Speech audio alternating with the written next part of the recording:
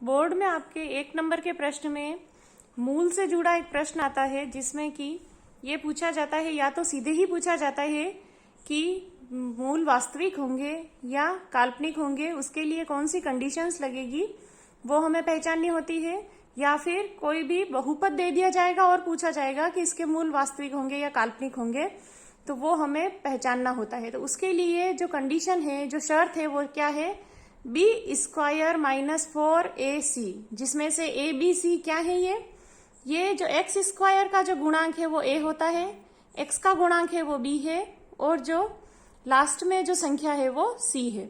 यही हमारे a b c होते हैं और यही इस शर्त में रखने होते हैं।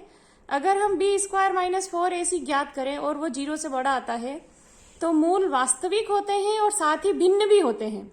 भिन्न और वास्तविक दोनों होंगे। अगर b² - 4ac हमने ज्ञात किया और 0 के बराबर आ गया तो मूल वास्तविक तो होंगे लेकिन दोनों मूल समान ज्ञात होंगे। और b² - 4ac अगर 0 से छोटा आ जाता है यानी कि माइनस में आता है तो मूल काल्पनिक होते हैं। एक उदाहरण के रूप में समझेंगे। ये पिछले साल की पूरक परीक्षा में भी पूछा गया था। ये प्रश्न बहुपद दे रखा था x² - 4x + 1 और पूछा गया था कि इसके मूल 4 ऑप्शन थे, चारों में से किस प्रकार के होंगे। तो यहाँ पे देखिए x² का गुणांक कुछ भी नहीं है, यानी कि जो a है वो है हमारा 1, b है वो है -4 और जो c है वो है 1।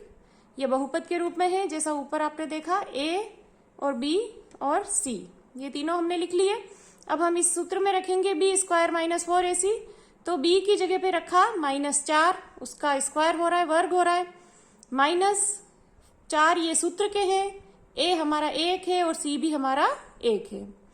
b² यानी कि -4 का वर्ग करेंगे तो माइनस माइनस मिलके प्लस हो जाएंगे गुणा होके, और 4 चौक 16 होता है। 4 यहाँ पे गुणा हुआ, 4 एकम 4 एकम 4, 16 में से 4 गए 12, 12 0 से बड़ा होता है।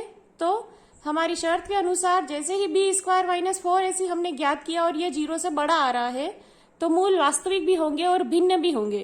तो जिस ऑप्शन में ये दोनों ही शब्द दे रखे थे उसको हमें राइट करना था। तो ये जो प्रश्न है ये मुख्य परीक्षा में भी पूछा गया था। मुख्य परीक्षा में इस शर्त के लिए पूछा गया था और पूरक परीक्षा में बहुपद देकर पूछा गया था। तो ये प्रश्न के आने की पूरी संभावना है। तो आप इस प्रश्न को ध्यान से अटेम्प्ट करें और इस नंबर को खोए ना। Thank you.